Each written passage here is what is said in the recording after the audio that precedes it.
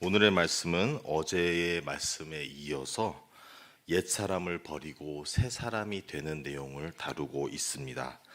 사도 바울도 옥중에서 본인이 보고 있는 로마인들이 이방인에서부터 로마인이 되는 그 과정을 보듯이 그리스도인들도 신앙에서의 이방인 되었을 우리를 이제는 하나님 나라의 시민이 되는 그 과정을 그려내고 있는 것입니다.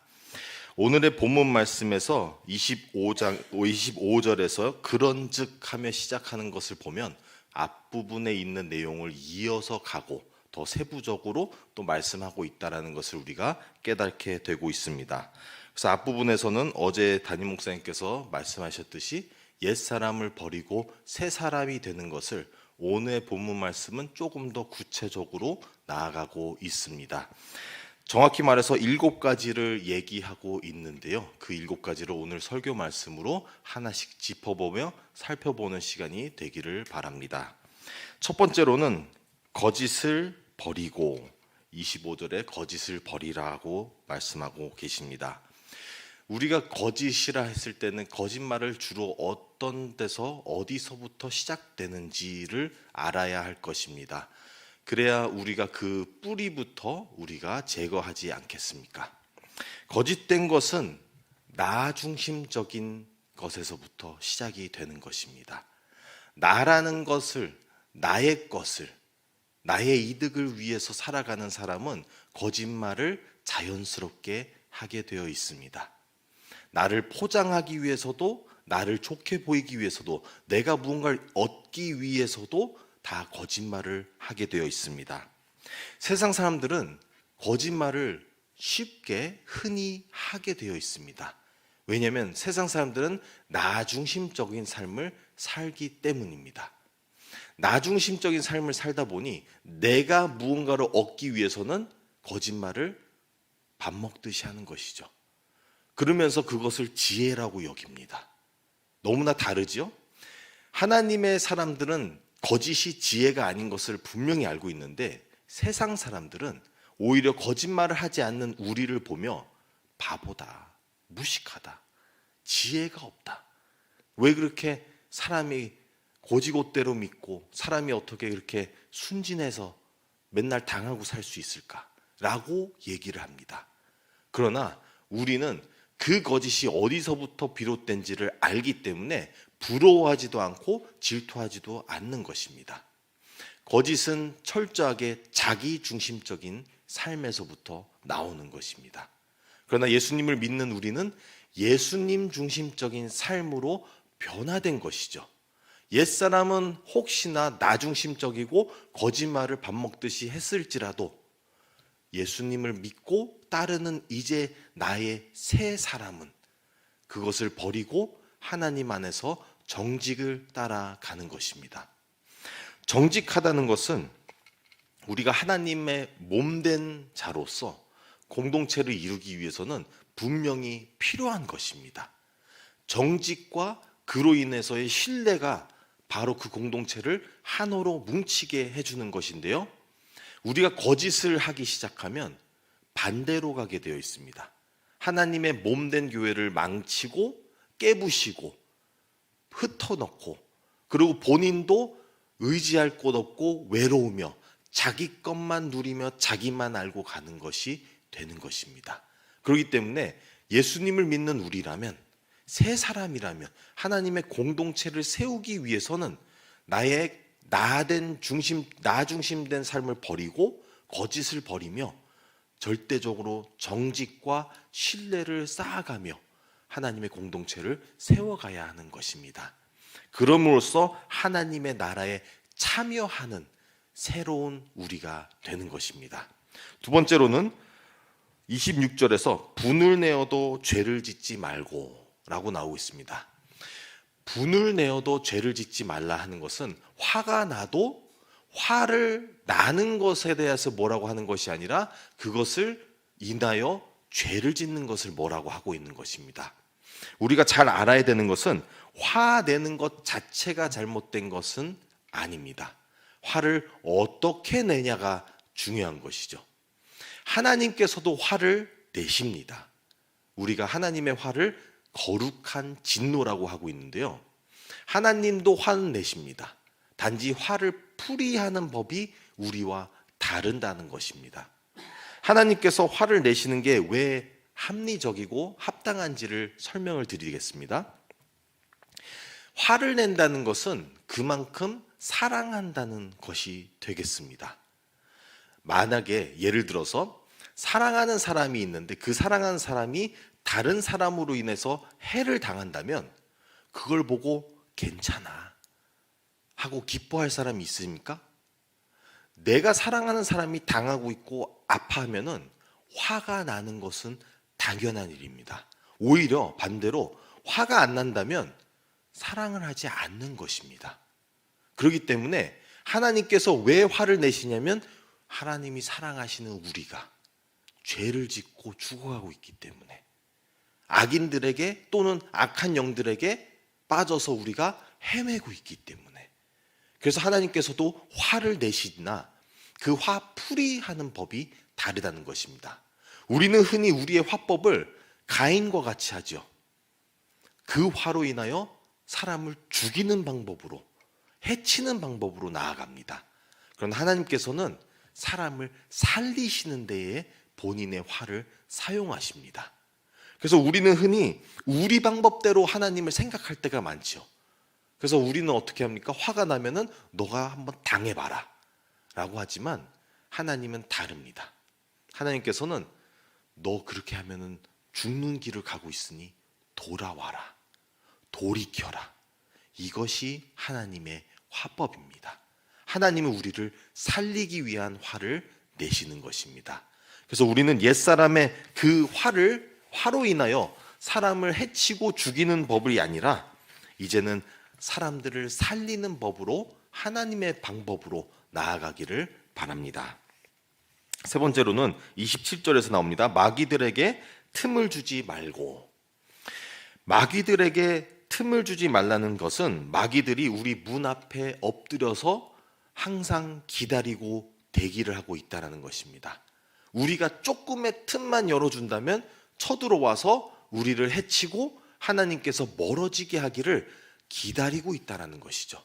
준비되어 있다는 것이고, 우리보다 더 세밀하게, 그리고 24시간 대기를 하고 있어요. 우리는 그만큼 경계하고 있기가 쉽지가 않다는 것이죠. 그래서 그런 마귀에게 틈을 준다. 어떻게 하면 틈을 줄까요? 라고 생각했을 때 우리의 교만이라는 것이 그 틈을 열어주는 것입니다. 우리는 잘 알아야 하는 것입니다. 우리의 존재를. 우리의 존재는 우리가 의로운 존재가 아니라는 것이죠.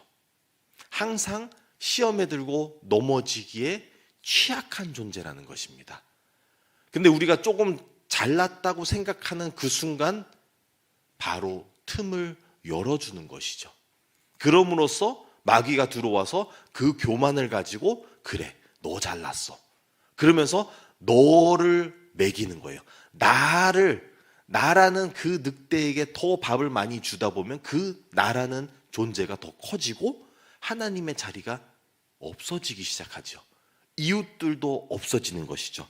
그럼으로써 우리가 더욱 그렇게 우리가 마귀에게 틈을 주다 보면은 우리가 나중에 우리도 사로잡혀서 사망의 길로 가게 되는 것을 발견하게 되는 것입니다. 그 틈이라는 것을 막기 위해서는 우리가 깨달아야 하는 것이 우리가 노력해서 되는 것보다는 오직 하나님을 의지해야 하는 것입니다. 우리가 스스로 할 수 있었더라면 예수님께서 왜 굳이 오셨겠어요? 근데 우리가 못하기 때문에 예수님께서 오셔서 우리에게 또 기도를 가르쳐 주시죠. 시험에 빠지지 말게 하소서. 우리는 시험에 취약한 존재라는 것을 깨달아야 하는 것입니다.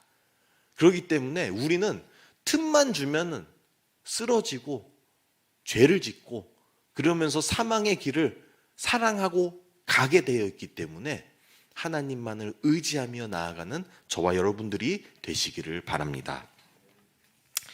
네 번째로는 28절에서 도둑질하지 말고 라고 되어 있습니다. 이 도둑질도 아까 말씀드린 것과 같이 나 중심적인 삶에서부터 시작이 되는 것입니다. 나를 높이 평가하고 나의 이득만을 취하겠다는 사람은 거짓말만 하는 것이 아니라 남의 것도 훔쳐오는 것을 자연스럽게 하는 것입니다. 나의 이득을 취하기 위해. 그리고 세상 사람들은 그러죠. 그렇게 도둑질하는 것을 합리화시키죠. 도둑질 아니야. 내가 필요한 것을 나눠 쓰는 거지. 근데 본인의 것을 나눠 쓰는 걸 보신 적 있나요? 남의 거는 나눠 쓰지만 자기 거는 나눠 안 써요. 그러면 나누는 게 아니죠. 취하는 거죠. 도둑질하는 것이죠. 그리고 나 중심적인 사람들은 그러한 성향이 있습니다. 본인을 높이 평가하고 자기 것만 챙기다 보니 남들을 얕게 보고 사람들을 도구로 여긴다는 것이죠. 그래서 자기의 이득을 얻기 위한 도구로 사람들을 여기는 사람들은 바로 도둑질하는 사람들, 거짓말하는 사람들, 세상 사람이라는 것입니다. 그래서 우리는 이런 도둑질을 하지 않기 위해서는 무엇을 해야 될까요? 하나님을 모셔야 하는 것이죠. 나의 모든 것을 내려놓고 버리고 하나님만을 모실 때에야 우리가 진정으로 거짓말을 버리게 되고 도둑질을 버리게 된다는 것입니다. 하나님을 모시지 않는 이상 우리는 자연스러운 현상이 거짓말과 도둑질로 이어지게 되어 있다는 것이죠. 그리고 이 도둑질이 합리화시키려는 건 아니지만 요즘 뉴스에서도 칼부림 사건이나 여러 가지 나오잖아요. 이분들은 도둑질을, 그러니까 사람의 삶을 도둑질해 가려고 한 게 시작부터 그런 것은 아니죠. 근데 자기의 것을 취하기 위했는데 자기 것이 그렇게 마음대로 취해지지 않으니 다른 사람이 취하는 것을 보기 싫은 거예요. 철저한 자기중심적인 것에서부터 비롯된다는 것이죠. 그래서 그러한 자기의 꿈과 현실과의 괴리감 속에서 나는 없는데 왜 저 사람은 있어? 해서 저 사람 거라도 뺏고 싶다라는 마음이 도둑질이라는 것이죠. 그래서 이러한 것들이 합리화가 아니라 분명한 죄고, 그리고 이것은 자기중심적인 것에서 나온다는 것입니다. 그래서 이러한 부분에서 우리는 자꾸 철저하게 우리의 마음을 계속 가다듬고 우리가 점검하면서 나를 내려놔야 하는 부분이 이런 것입니다. 내려놓지 않는 이상 자꾸 분쟁을 끌고 오고 도둑질을 하며 거짓말하게 되는 것이 자연스럽다는 것이죠. 그래서 우리는 우리를 내려놓고 하나님을 모시는 저와 여러분들이 되시기를 바랍니다. 29절 말씀에서는 더러운 말을 하지 말고 라고 나오고 있습니다. 더러운 말, 지금 이미 거짓말도 나왔는데 또한 한 번 더 말에 대해서 언급하고 있죠. 그만큼 말은 중요하다는 것입니다. 우리에게 있어서 그 말은 사람을 살리기도 하고 죽이기도 한다는 것입니다. 하나님께서는 말씀으로 세상을 지으시기도 하셨습니다. 그만큼 말씀이 중요한데 이 말을 우리는 쉽게 여길 때가 많이 있죠. 이것을 야고보서가 잘 알려주고 있는데요. 우리 말을 다스리라, 혀를 다스리라고 하고 있습니다. 근데 이런 부분에서 우리가 하나님을 믿는다는 것은 무슨 말이냐면 하나님의 홍보대사라는 것이죠. 하나님의 얼굴인 거예요. 하나님을 아직 모르는 사람들에겐 우리가 하나님의 얼굴, 또는 우리가 서로 신앙생활하는 사람들끼리도 서로가 서로의 하나님의 얼굴이 되며 그만큼 동기부여도 해주고 신앙을 더 열심히 살 수 있게끔 노력할 수 있는 그 동기를 준다는 것이죠. 근데 그 하나님의 얼굴이 되는 홍보대사가 되는 우리가 말을 헛되이 하고 그렇게 우리가 우리 중심적이고 이기적이면서의 거짓말과 도둑질을 하며 살아간다면 어떻게 되겠어요? 그것이 바로 하나님께 오는 사람까지도 막아내는 일이 되고 하나님을 안 믿고 있는 사람도 시험 들어서 떨어져 나가게 하는 일이죠. 이것이 얼마나 심각한 일인지를 우리가 잘 깨달아야 하는 것입니다. 이것이 얼마나 심각한지 예수님께서는 굉장히 강하게 말씀을 하시고 있는데요. 마태복음 23장에서 나오는 내용들을 몇 가지만 말씀을 드리고 넘어가도록 하겠습니다. 마태복음 23장 13절에서는 화 있을진저 외식하는 서기관들과 바리새인들이여, 너희는 천국 문을 사람들 앞에서 닫고 너희도 들어가지 않고 들어가려 하는 자도 들어가지 못하게 하는도다.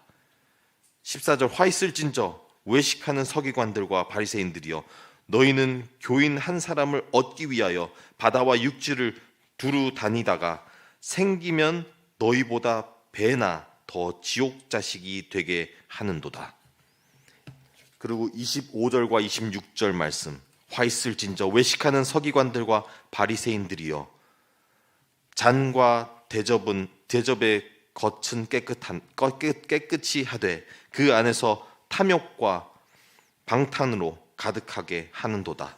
눈먼 바리새인이여, 너는 먼저 안을 깨끗이 하라. 그리하면 겉도 깨끗하리라. 이것이 예수님께서 우리에게 경고하고 있으신 말씀입니다. 우리는 계속 겉의 것들을 노력하고 있으나 중심이 잘못되어 있기 때문에 안 되고 있다는 것을 말씀해 주고 있는 것이죠. 우리는 겉으로 그리스도인답게 살려 하면은 그리스도인이 안 돼요. 간판만 그리스도인인 것이죠. 간판인데 들어와 보니 속은 아무것도 없다라는 것입니다. 그런데 예수님을 진짜 우리의 마음에 모신다면 겉 간판 신경 쓸 필요가 없어요. 예수님이 우러나오기 때문에. 예수님을 우리가 모시게 되면 이웃사랑이라는 게 되기 시작해요. 분명히 사랑이라는 걸 못하는 우리 존재인데 이웃사랑이라는 게 시작이 된다는 것이죠. 그러면서 거짓말을 안 하게 되고 도둑질을 안 하기 시작하고 오히려 나누어주고 사람들을 세우는 말을 하며 나아가는 것이죠. 그래서 예수님을 모시는 것이 우리에겐 너무나 중요한 것을 우리가 깨닫게 되는 것입니다. 30절 말씀에서는 성령님을 근심하지 말고, 성령님을 근심하게 하지 말라고 하고 있습니다. 성령님께서는 어떻게 왜 근심하실까라고 한다면요, 이 30절 뒷부분에서 또 세부적으로 말씀을 해주고 있습니다. 근데 이 부분을 제가 쉽게 이해하시기 위해서 말씀을 드리자면, 우리가 구원이라는 것을 이미 얻었지만 아직 완성되기 전까지 이 과정이 있죠. 이 과정 속에서 완벽히 이루어질 때까지 한 명이라도, 하나의 양이라도 잃기가 싫은 것입니다. 그 뜻은 분명히 잃을 수 있는 가능성도 있다라는 것이죠. 물론 예수님께서 쥐고 계신 분은 절대 놓치지 않는다는 것은 알지만 우리가 쥐어져 있냐 아니냐는 것도 중요한 것이고요. 우리는 구원이라는 것을 흔히 예수님만 하신다는 것으로 깨달을 때가 있습니다. 근데 하나님은 항상 참여하시기를 바라십니다. 하나님이 하나님 하실 걸 다 하시지만 우리가 할 것을 남겨놓으세요. 근데 우리는 구원을 잘못 배우면 하나님이 다 하셨으니까 나는 놀고 있어도 돼 라고 잘못된 교육을 받는 것이죠. 제대로 된 교육은 하나님께서 하신 것 하나님이 하셨지만 내가 해야 되는 것을 열심히 해야 된다라는 것을 깨달아야 하는 것입니다. 이것을 예수님께서는 다르게 뭐라고 하시냐면 너가 져야 하는 십자가. 예수님께서 져야 되는 십자가는 예수님께서 지셨어요. 그러나 우리가 지어야 하는 십자가가 있는데 그걸 생략시킬 때가 너무나 많지요. 우리는 듣고 싶은 대로 듣다 보니 예수님께서 다 하셨으니까 내가 뭘 할 게 있어 라고 하지만 예수님께서 하신 부분과 내가 해야 되는 부분은 다르다는 것입니다. 내가 참여하지 않는 이상 하나님께서 우리를 유지하고 싶어 하셔도 우리가 벗어날 수가 있다는 것이죠. 우리의 선택으로.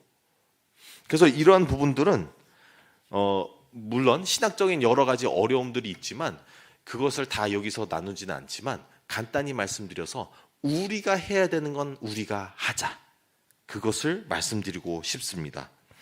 이것을 요한복음 6장 39절에서는 예수님께서는 나를 보내신 이의 뜻은 내게 주신 자 중에 내가 하나도 잃어버리지 아니하고 마지막 날에 다시 살리는 이것이니라. 이것이 예수님의 목적이고 성령님의 목적이시고 우리를 하나도 잃어버리지 않기 위해서 노력하시나 우리가 발버둥 치고 나가겠다고 한다면 하나님께서는 억지로 하시는 분이 아니십니다. 그리고 우리는 그러면서도 모를 때가 있습니다. 우리가 스스로 예수님을 우리 마음속에서 주인으로 벗어나 놓고서는 간판이 기독교인이라고 해서 구원을 얻었다고 착각하면서 가는 사람들도 많이 있다라는 것이죠.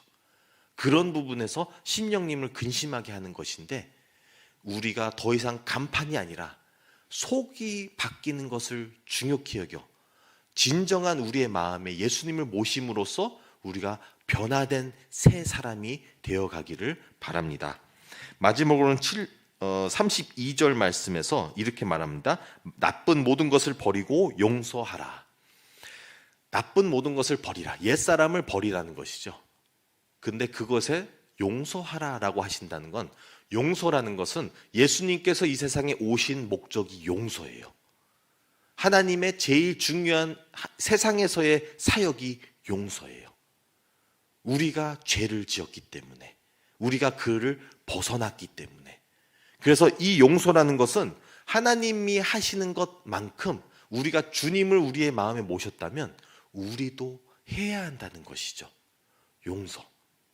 그리고 어떻게 보면 제일 쉽지가 않은 것입니다.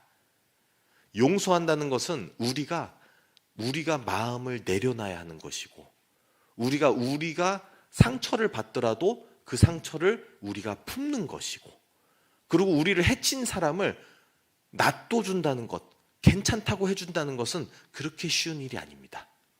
우리의 옛사람은 어떻게 해요? 우리가 받은 그대로 해주고 싶고 마음으로선 2배로 해주고 싶은 것이죠.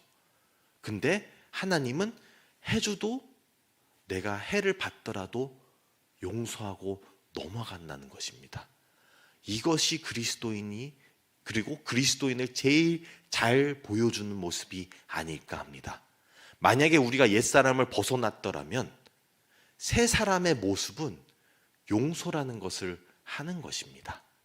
제일 어려운 것이지만 이것을 할 수 있다는 것이죠. 하나님의 새 사람이기 때문에. 그래서 오늘의 이 여러 가지 7가지를 말씀을 드렸는데요. 옛사람에서의 새 사람이 되는 근본적인 것은 주님을 진정으로 우리의 마음에 모셔야 한다는 것입니다. 예수님이 우리의 마음 없이는 이 하나도 될 수가 없어요. 옛사람 새사람 되는 것이 없습니다. 오늘날 그리스도인들이 욕먹는 이유가 뭘까요? 간판만 예수님을 믿는다고 하고 속에는 하나도 든 게 없어요. 그러기 때문에 욕먹는 건데, 왜냐하면 세상 사람들 봤을 때 간판은 예수님 믿는다고 했는데 속을 알아보니까 나랑 다를 게 없네. 근데 진정으로 다른 사람은 간판 내세우지 않아요. 진짜로 변화되어 있기 때문에, 삶으로 나타나기 때문에, 그리고 본인이 본인 입으로 그리스도인을 할 필요가 없는 것이죠. 드러나기 때문에. 그러다 보면은 자연스러운 현상이 나와요. 세상 사람들이 물어보기 시작해요. 당신 뭘 믿냐고. 왜냐하면 당신을 보니까 뭔가가 다르다고. 그게 그리스도인인 거예요. 간판만 그리스도인이 아니라 속이 바뀐 옛사람으로서 새 사람이 된. 그래서 오늘의 말씀을 통하여서 옛사람들이 무엇인지를 한번 살펴보았는데요. 제일 핵심적인 부분을 잘 이루시길 바랍니다. 그것은 예수님을 우리의 마음으로 주인으로 모시는 저와 여러분들이 우리 세립교회가 되시기를 간절히 바랍니다. 기도하겠습니다. 하나님 아버지 감사드립니다. 우리가 에베소서 4장 말씀을 통하여서 옛사람을 버리고 새사람이 되는 것이 무엇인지를 살펴보게 되었습니다. 이것은 우리가 주인된 삶을 옛사람이라 하고 예수님을 주인된 삶을 새사람이라 하는 것을 우리가 깨닫게 되었습니다. 우리가 더 이상은 우리 주인된 삶을 사는 것이 아니라 주님을 모셔서 예수님을 우리 마음속에 주인으로 모심으로써 우리가 옛사람의 모든 거짓과 도둑질과 사람들을 해치고 죽이는 것들과 나의 것만을 찾고 나의 욕망을 채우는 것을 다 버리고 살아가게 하여 주시옵소서. 하나님 아버지, 우리는 죄에 취약한 사람들입니다. 우리는 쓰러지기가 쉽습니다. 그래서 하나님 아버지 없이는 우리가 이 하나라도 할 수가 없습니다. 주님, 우리 안에 들어와 주셔서 우리의 이 옛사람의 모든 것을 버리고 시험에 빠지지 않게 하시고 악에서 구하여 주시고 우리를 지켜 보호하여 주시옵소서. 우리가 새 사람으로 살면서 하나님 아버지의 능력 있는 삶을 살아낼 수 있게 인도하여 주시옵소서. 감사드리며 예수님의 이름으로 기도드립니다. 아멘.